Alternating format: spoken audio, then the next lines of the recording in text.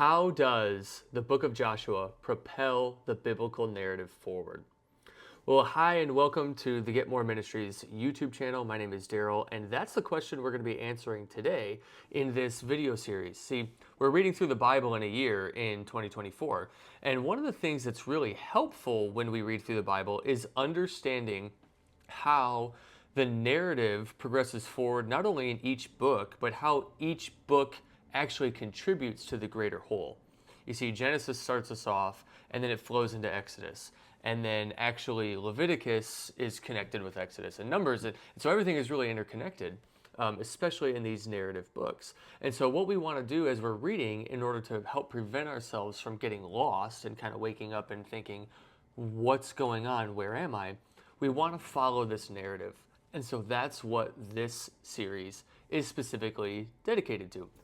So let's grab our Bibles, and I'll share my screen, and we'll dive right into the book of Joshua. Okay, so the book of Joshua is kind of an interesting transition, segue, installment, kind of however you want to think of it here.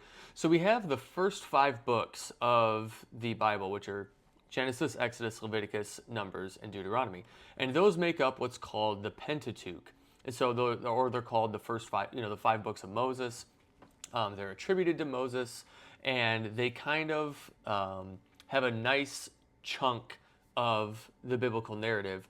Starts off with God in Genesis, then we meet Abraham, Isaac, and Jacob, and then we meet Moses in Exodus, and Moses carries us through the end of Deuteronomy. But we see here at the end of Deuteronomy where Moses dies. We see right here in Deuteronomy 34, where Moses goes up the mountain. Yeah, here we go. Moses' death. So Moses goes up the mountain, and he dies, and nobody knows where he's buried. And then we get to Joshua. And so Joshua, the person, is actually Moses' assistant during Moses' ministry to the Israelites, his leadership. He has kind of a civil leadership, it's kind of a pastoral, prophetic leadership. And so he's carrying a lot of hats with the Israelites throughout the wilderness, and Joshua is his assistant. And so that's who is going to start wearing some of those hats in the book of Joshua. So we have someone who's kind of familiar with Moses, but he's not Moses. And so we start a new chapter in the history of Israel. And there are a few things that we want to keep in mind here, especially in the first few chapters of Joshua. There are some significant plot points. First of all, the Israelites are getting ready to enter into the promised land. Okay, so they left Egypt in the Exodus. That initial generation rebelled against God in Numbers 13 when Moses sent out the 12 spies into the land of Canaan. Then they came back and brought a bad report. Joshua and Caleb were the only 2 that brought back a good report. Everyone else brought back a bad report. That really sets them off on a bad trajectory, and that original Exodus generation dies in the wilderness. So the people that Joshua are with is the second generation. They're the ones who were under 20 years old at the time of the Exodus, and so now they've grown up and had, there are more people as well over that 40-year stint in the wilderness. They've grown up, and now they are on the east side of the Jordan River, ready to cross the Jordan River into the promised land. Okay, so that's kind of where we're at. And so we have this new generation, but there are a few things that can be kind of confusing on this narrative. First of all, let's look at the map here. So here's the land of Canaan. You can see I've got the kind of the geographical headings here. We've got Canaan, we've got Gilead, the Negev, down here is Sinai Peninsula, over here is Egypt, right? So we have this land of Canaan, and Israel has exited Egypt. They've crossed the Red Sea. They've spent a lot of time in this Sinai wilderness, and then they eventually made their way kind of over here into this land that's east of the Jordan River, which the Jordan River goes from the Sea of Galilee down to the Dead Sea. That's the Jordan River right there. So as we prepare to start in Joshua, we want to recognize this is where the Israelites are currently camped out.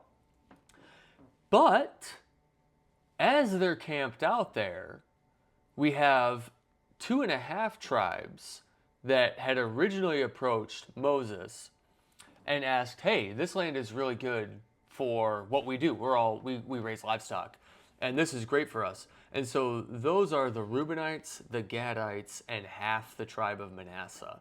Okay, the Reubenites, the Gadites, and half the tribe of Manasseh. So if you're reading in this narrative and you kind of hear this rhythm of like the Reubenites, the Gadites, and half the tribe of Manasseh, we're talking about the tribes, the 2.5 tribes that settled east of the Jordan River.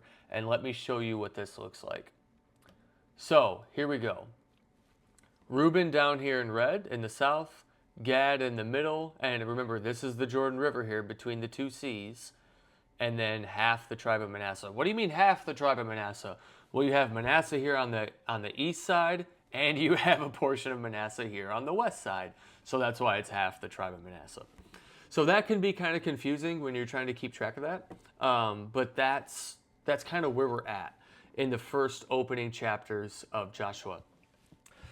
Then we have kind of like phase 2 of entering the promised land. So just as Moses sent out spies in Numbers, Joshua sends out spies into the city of Jericho.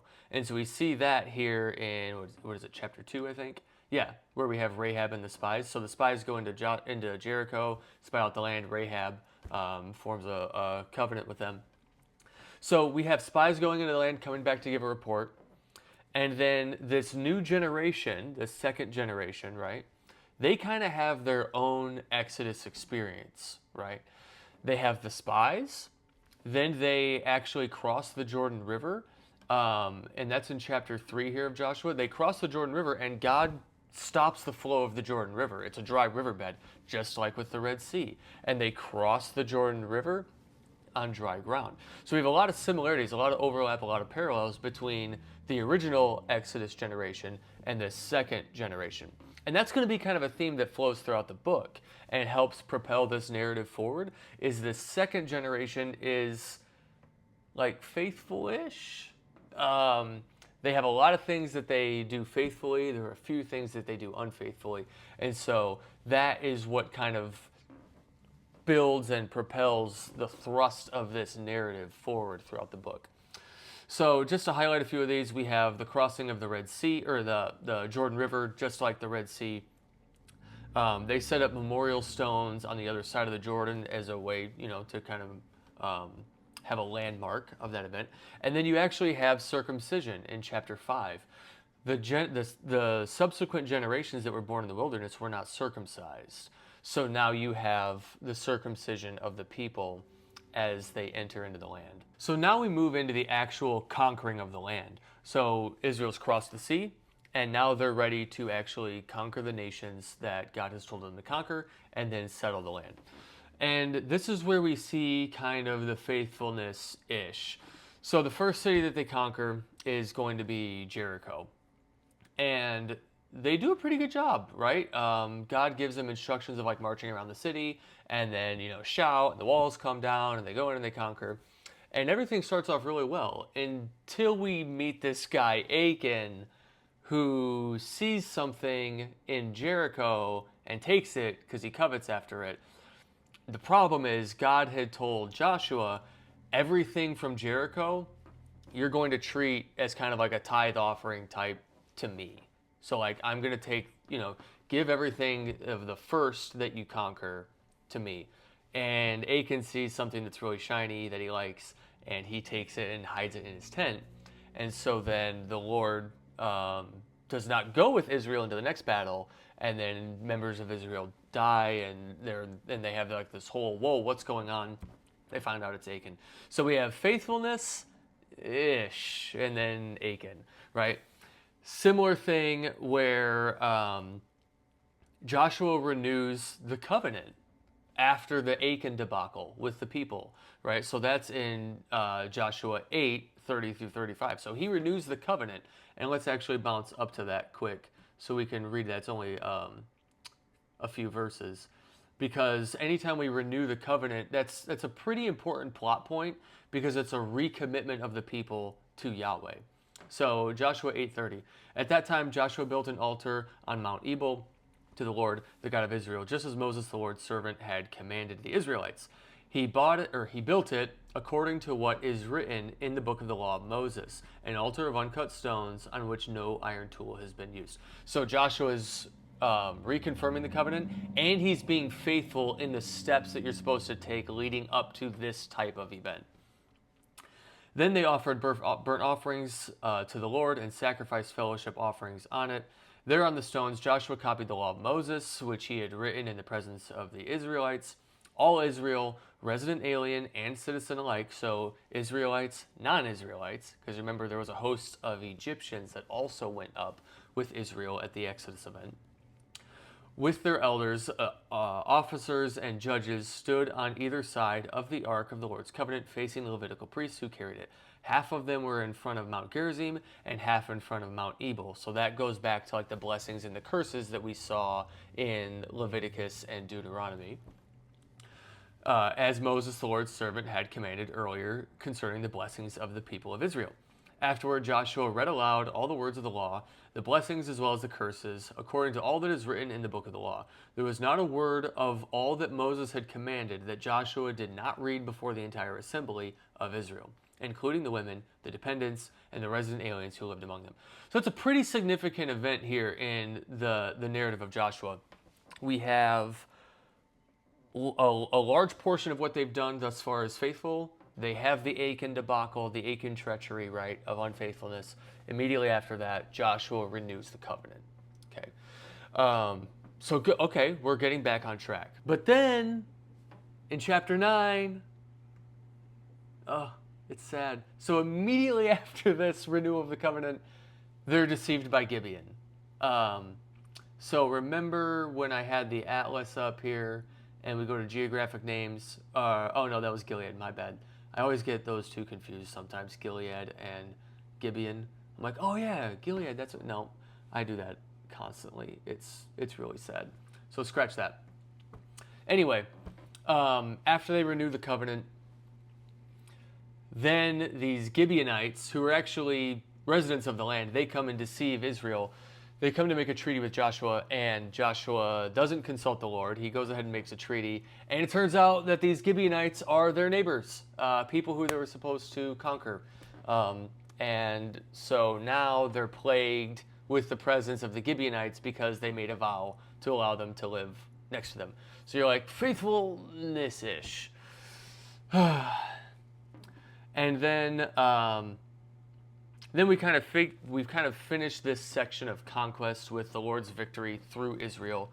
God promised the land to Abraham and his descendants. The nations who inhabited the land were wicked, so God judged those nations through Israel's conquering of the land.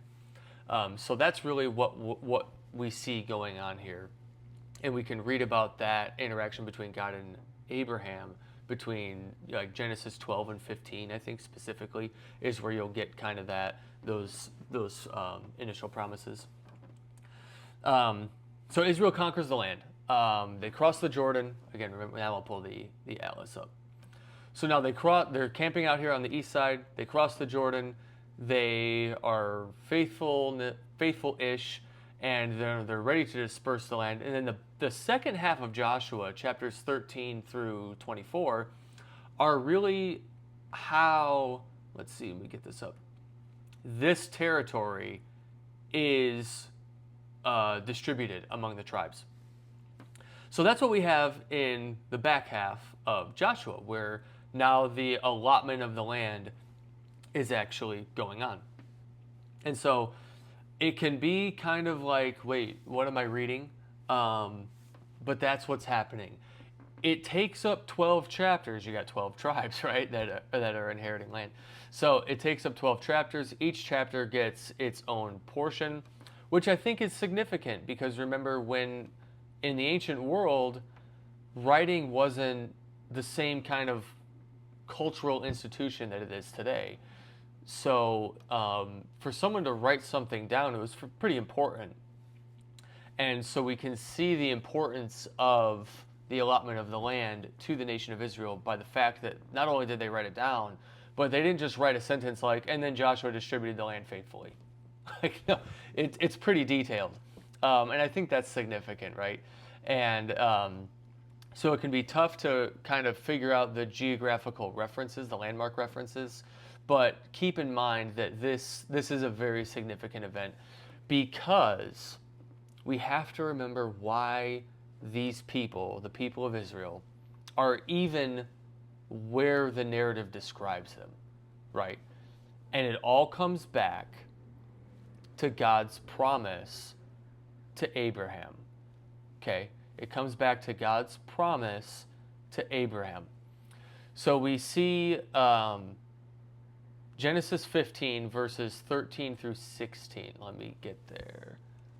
Gen 15, not semicolon. Genesis 15, 13 through 16. Then the Lord said to Abram, "Know this for certain, your offspring will be resident aliens for 400 years in a land that does not belong to them, and will be enslaved and oppressed, Egypt. However, I will judge the nation that they serve, and afterward they will go out with many possessions." Exodus event. "But you will go to your ancestors in peace and be buried at a good old age.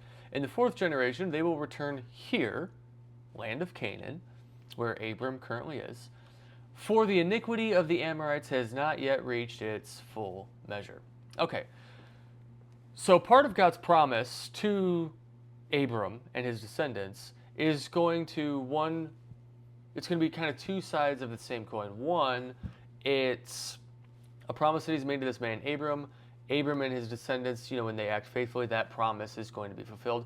The fulfillment of that promise is also going to serve the other side of the coin in God inflicting his judgment and retribution on wicked nations, people who have chosen to live wickedly. So this promise we see fulfilled in two ways throughout the rest of the Pentateuch. Remember Genesis, Exodus, Leviticus, Numbers, Deuteronomy, and then also the book of Joshua. So you could call that, there is a term for that, the Hexateuch, which has some other implications with it, but that includes Joshua with the first 5 books, avoiding that rabbit trail. So the first way that this promise was fulfilled was the book of Numbers. Remember all the genealogies and the lists of numbers in the first half of the book of Numbers? Yeah, that is evidence that God was faithful to his promise of providing Abram descendants. Because when he made this promise initially, Abram was childless. So the first phase of fulfillment was the actual growth of Abram from one man into a multitude of descendants. The second phase of the fulfillment of this promise is the allotment of the land in the book of Joshua, right? Because God promised Abram descendants, and he promised Abram and his descendants land. And so that is what we see with the book of Joshua, and why this second half of the book with the allotment of the land is so important. It's not just important to the people who are inheriting the land. It goes all the way back to Genesis 15, and it is a sign of God's faithfulness. So that's really how the book of Joshua propels the biblical narrative forward. It kind of serves as this interesting transition from the conclusion of the Pentateuch and the ministry of Moses, and sets us up for the people of Israel as a settled nation, okay? And so that's where we start. We start with migrating peoples, we end with a settled nation. And throughout the book, we see faithfulness-ish, right? So we're largely faithful at Jericho, except for Achan. We're largely at conquering the nations, except for the Gibeonites. And there are, kind of these, so really Joshua ends kind of on this shaky hope, right? Is Israel going to remain faithful? Or are they going to stray away from Yahweh and chase after the gods of the land? So that is a really tough tension to kind of conclude the book with, because you want Joshua and the people to be like, yay, they did it, they were faithful. But it's like, I don't know. I'm not sure what's going to happen. So that's the book of Joshua. It's a really great read. It's a really easy read. 24 chapters, 4 chapters a day. Read it in 6 days. Or you can even read it in 2 12-chapter chunks if you want to really get, because there's a hard break right there at chapter 13. So a couple different ways you can read it that are very fruitful that I've done in the past. But ultimately, that is what we're striving to do here, is better understand the biblical narrative. And that's why we read it in chunks, and why we read it maybe a couple different ways, 4 chapters, or notice where the break is, and then read it there, because we want to build familiarity with that narrative, so that when we sit down to study the book, and we talked about a few of the themes here, but that's not really what this series is about. It's not really a study through the book. It's a tracing of the narrative and how the events that happened before are significant for where we are in the text right now and set us up for where we're going. So if we were to sit down and study the book, this type of exercise of reading it, understanding the narrative, how does it place within the overarching meta-narrative of the Bible from Genesis to Revelation, is really significant. I've never actually sat down to study anything that I haven't read first and that I haven't built a familiarity with first. So that's the whole purpose of not only this video, but this series. And we've got the books of Judges and Ruth coming up next. Those are some really good books. I'm looking forward to it. I hope to see you in the next videos. Happy Bibling.